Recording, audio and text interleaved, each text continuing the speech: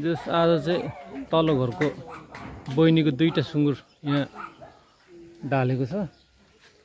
आज यसको मासु चाखिँदैछ मेरो युट्युब च्यानलको लागि।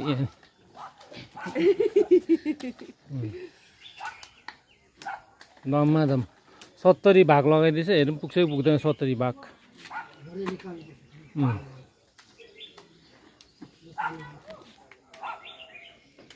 एकदम मिलाएर बराबरी।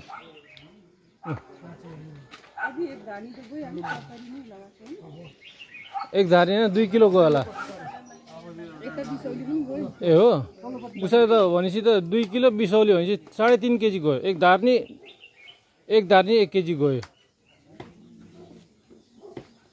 यसो भन्नु ल खड्काउँदै मर्निङ वक गरेर आउनु भएको। पुरै भोक लागिरहेको होला उसो भए है। अहिले भरे अब यसको पुरै आबे खानु पर्छ। लेखनदास डर हुनुहुन्छ यहाँ।